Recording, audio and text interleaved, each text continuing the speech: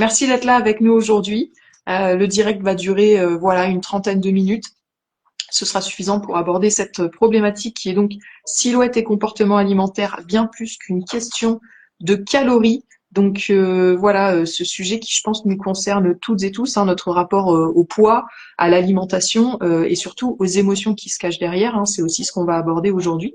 Donc Pauline, je t'ai succinctement présenté avant que tu te connectes. Euh, donc tu es diététicienne et aussi magnétiseuse, et donc tu as une approche très globale entre le lien entre le corps, l'alimentation, les émotions. Est-ce que tu peux nous en dire plus sur voilà qui tu es et ce qui t'a amené toi à te former et à devenir diététicienne, et quelle est ton approche aujourd'hui? Alors, la diététique, elle est venue de par un parcours personnel, voilà, des petits soucis de poids qui ont fait que les consultations avec une nutritionniste se sont mal passées. Voilà, et donc j'ai quand même eu à cœur de faire autrement et de ne plus jamais inculquer la notion de régime dans la tête des gens et encore moins des enfants.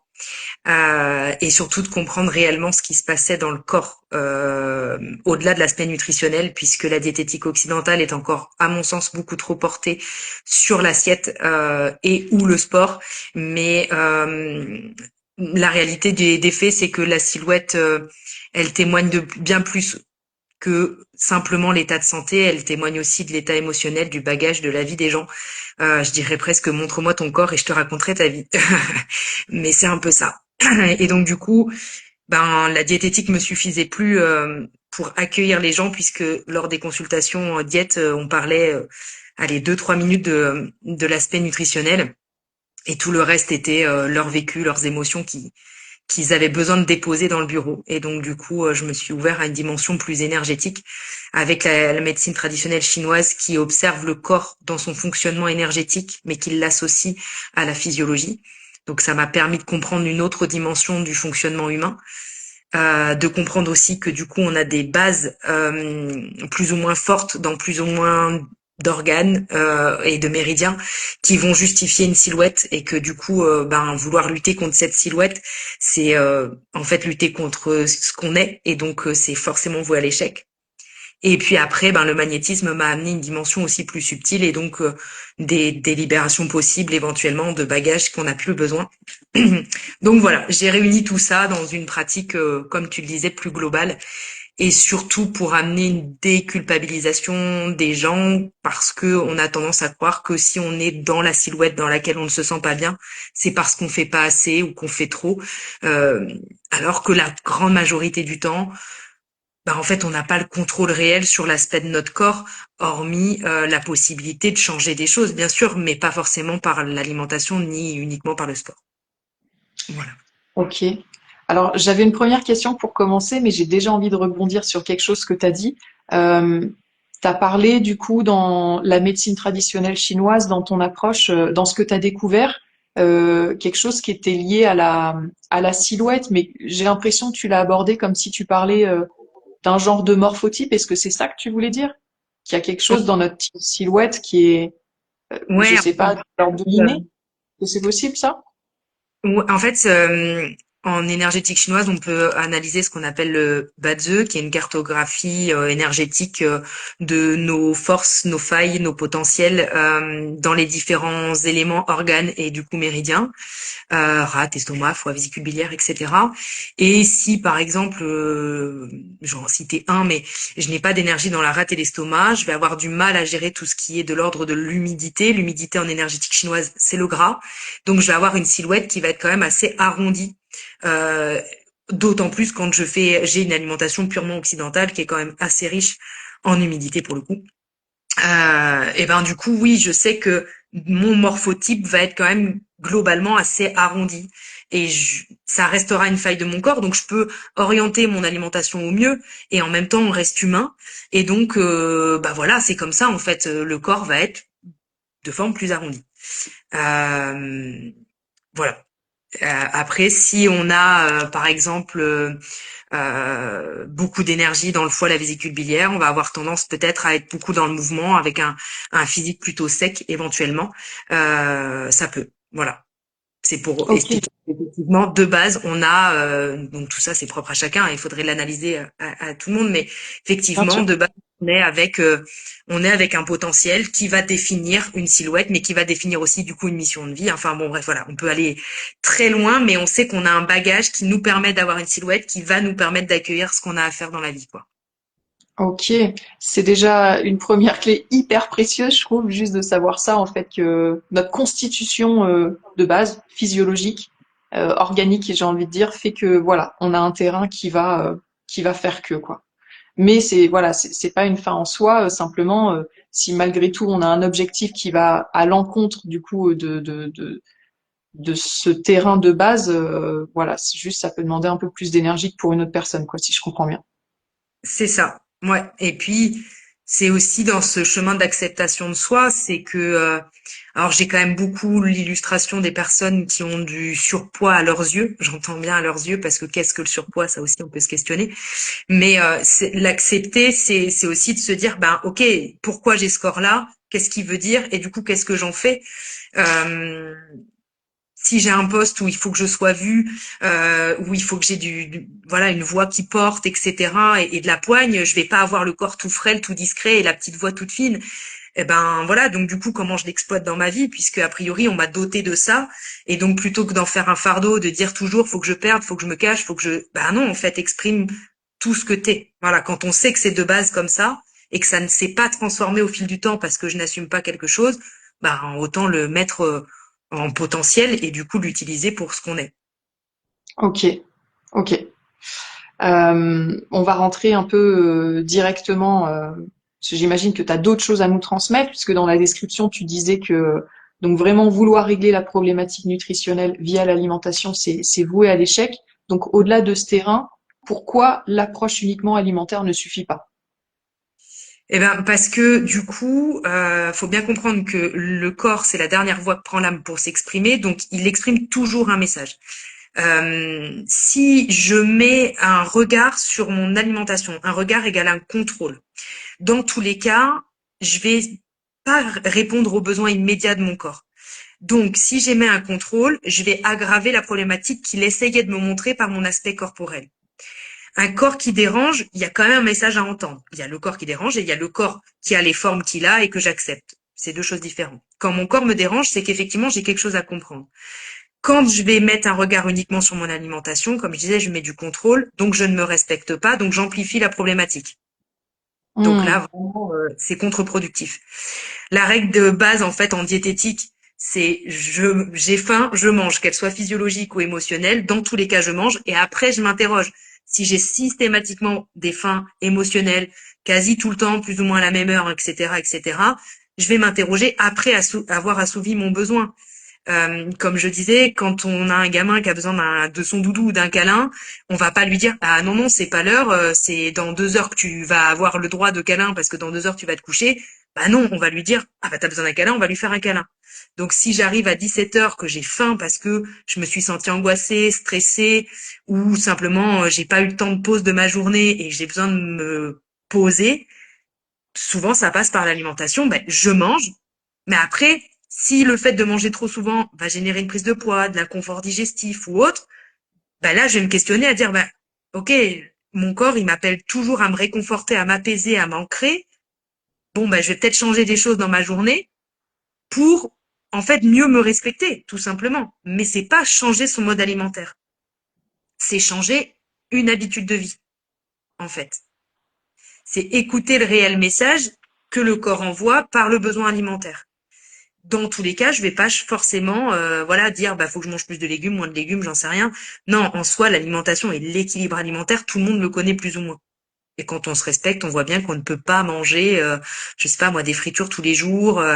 Donc en soi, tout le monde sait se réguler. Là où c'est le plus dur pour la majorité des gens, c'est les fameux grignotages ou les prises alimentaires émotionnelles. Mais c'est pas en essayant de les supprimer ou de lutter contre qu'on les apaise. C'est plus en observant qu'est-ce que je camoufle ou qu'est-ce que j'enfouis en ayant besoin de manger. Et c'est plus intéressant d'aller travailler l'origine émotionnelle que de supprimer les grignotages, on va dire. Hmm. Voilà. Ok, Donc j'aime ça, c'est par beaucoup. rapport au comportement alimentaire.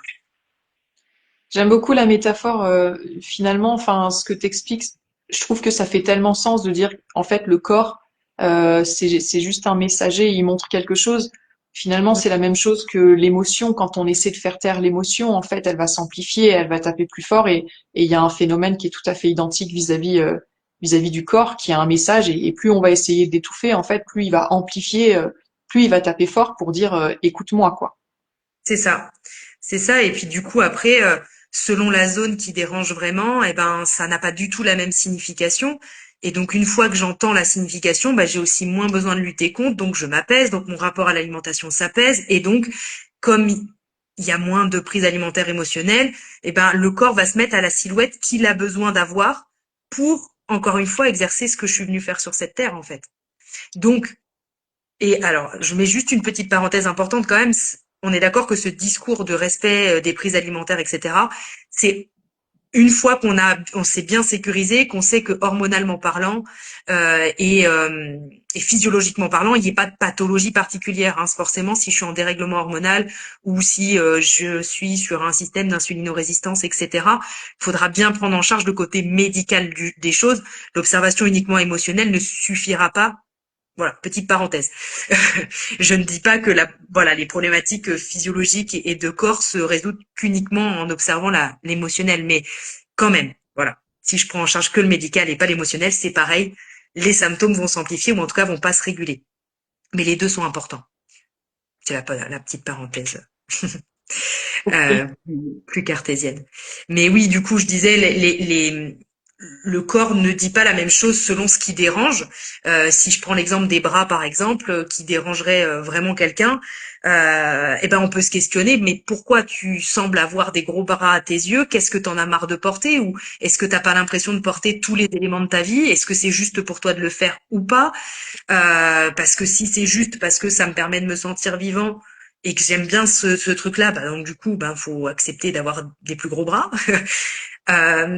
Les hommes vont avoir tendance à prendre du ventre, par exemple, arriver passer les 45 vers 50 ans là, souvent ils vont avoir tendance à prendre un peu de poids parce que ben la force physique diminue, la libido peut diminuer et donc du coup je vais cacher en fait euh, mon symbole de virilité par le poids parce que j'en suis moins j'ai l'impression qu'on me dépossède d'une certaine fonction que j'avais avant qui me permettait de savoir que j'étais jeune et en pleine santé, par exemple.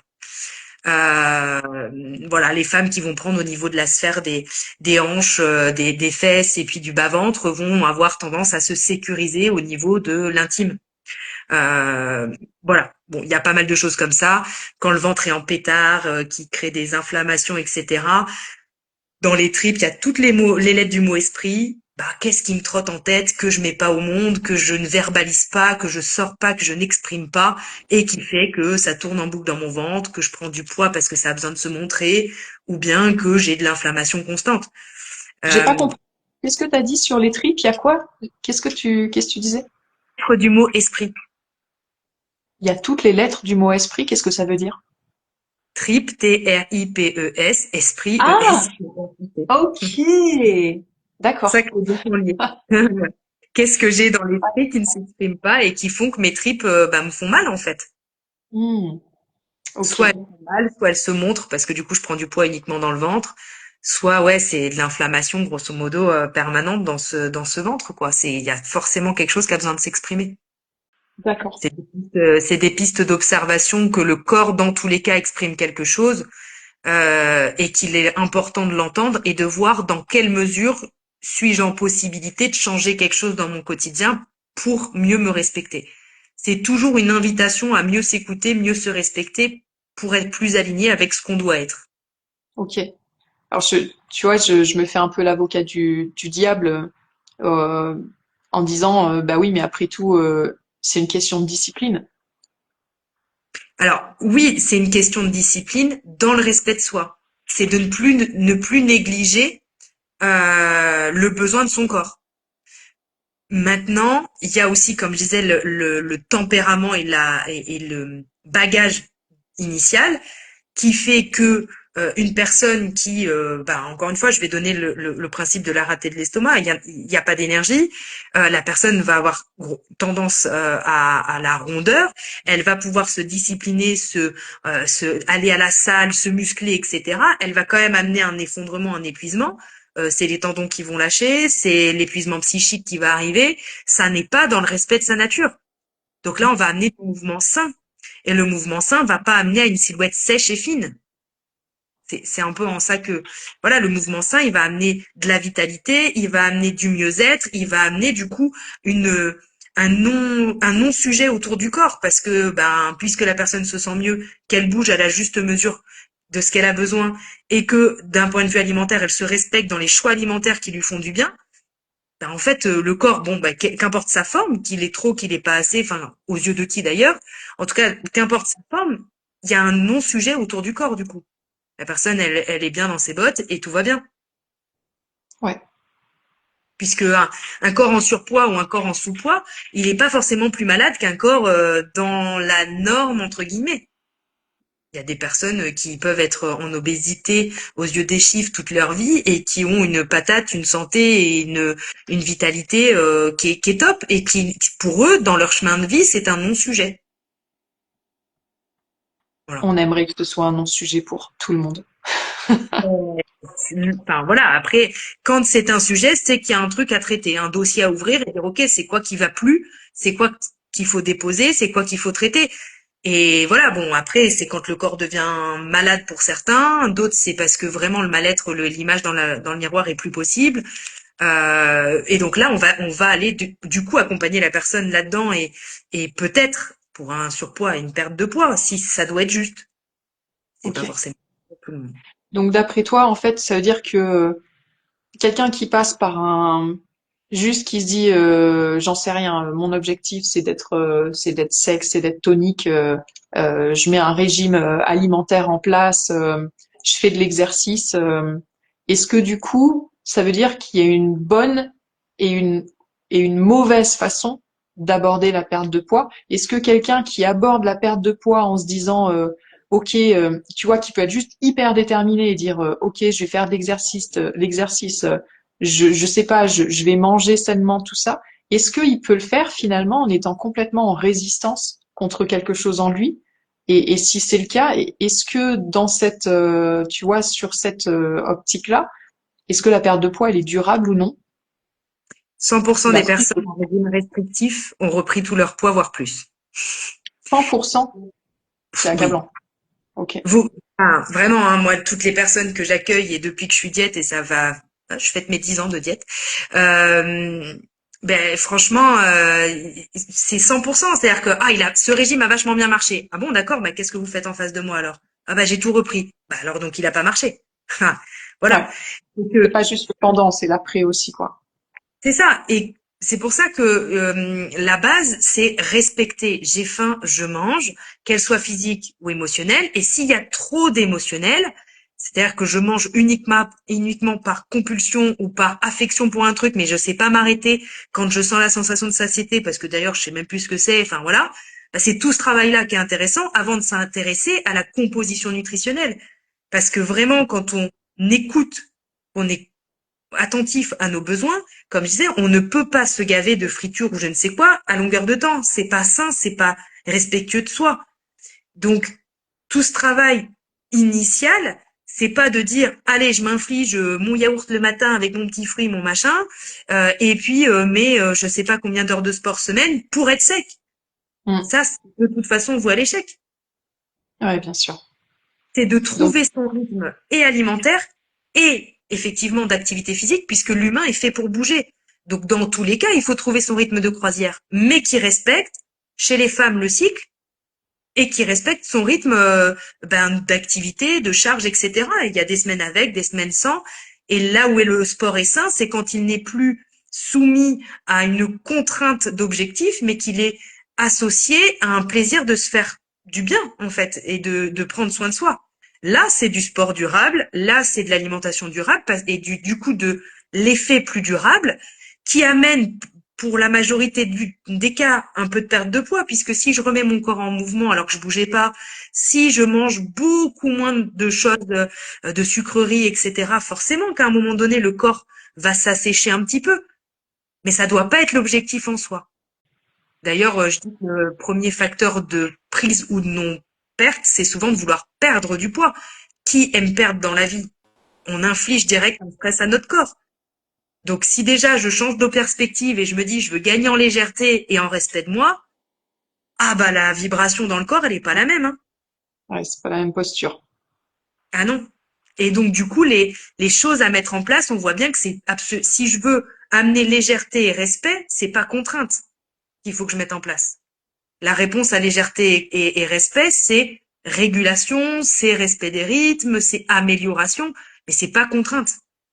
Donc le vrai changement durable, donc il passe aussi par un travail sur soi, pas juste sur ce qu'on mange.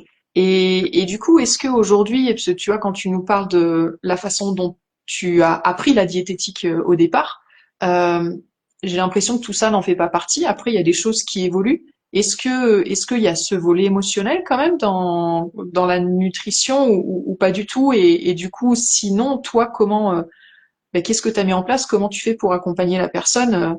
C'est quoi ton approche aujourd'hui, toi, de la nutrition et de la diététique dans tes Ben, séances? concrètement, la diététique occidentale telle qu'elle est apprise aujourd'hui en BTS diététique, elle aborde quasiment pas, voire pas du tout, les messages du corps. On va dire ça, c'est hors de question. Ça Le semble un non-sens total. Ouais, ouais, le côté émotionnel peut être éventuellement abordé dans le cadre de l'observation des troubles du comportement alimentaire, etc. Encore que c'est quand même très poussé, puisque le BTS est quand même assez généralisé. Ça nous amène vraiment une connaissance profonde du corps humain et de son fonctionnement scientifique. Et donc, l'aspect nutritionnel y est intéressant dans un côté pathologique pour prendre en charge des pathologies cardiaques qui nécessitent pour le coup quand même du sang-sel, etc. Là, on est des très bons techniciens en Occident. Mais cette dimension neurocomportementale de l'alimentation, elle n'est pas suffisamment abordée.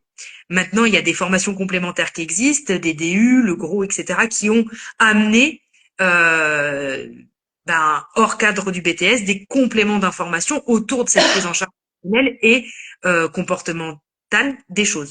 Moi, j'avais eu la chance de gagner une formation en nutrition neurocomportementale qui avait été transmise par Alexia Larue, qui a exercé à Limoges. Elle a orienté son activité autrement. Je vous laisserai aller voir comment elle a orienté son activité. Mais en tout cas, cette formation, moi, elle m'avait permis quand même de bien comprendre comment ça fonctionnait. Voilà, d'un point de vue gestion, émotion et comportement alimentaire. Et donc, en fait, derrière, de développer des outils qui est, voilà, des petits jeux avec de remettre une pensée rationnelle quand je mange et qu'avant je culpabilisais, comment je déconstruis ma pensée. Voilà, il y a la pensée immédiate qui vient, la pensée réflexe, oh je mange, c'est pas bien, je suis déjà suffisamment gros, etc., etc.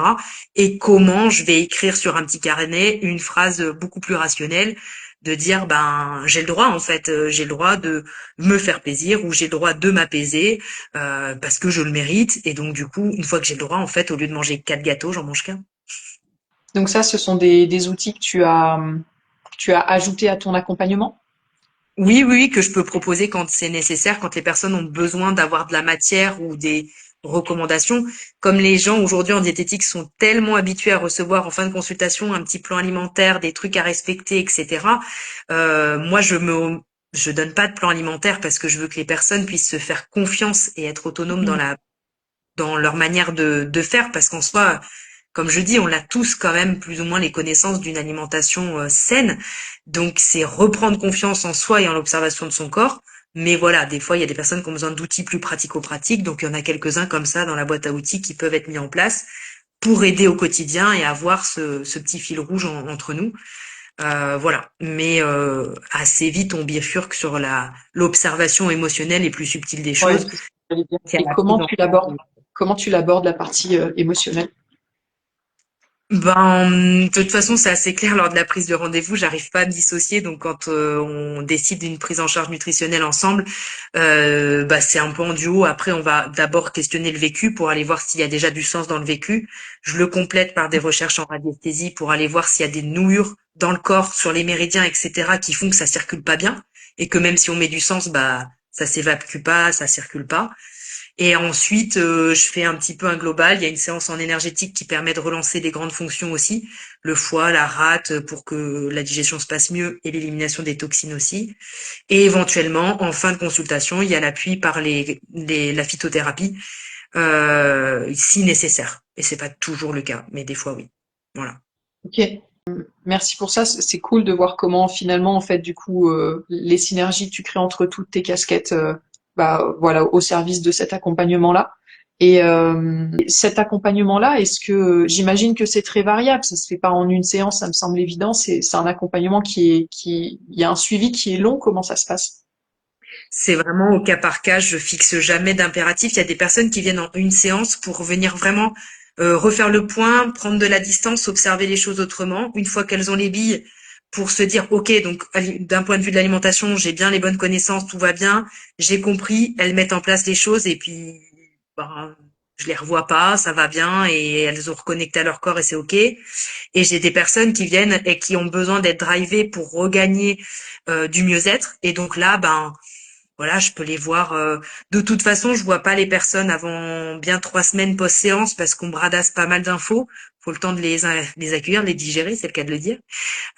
Et puis de laisser les choses se mettre en place aussi, pouvoir avoir assez de recul quand on fait des petites modifications nutritionnelles ou qu'on met en place du complément ou juste pour traiter la séance énergétique.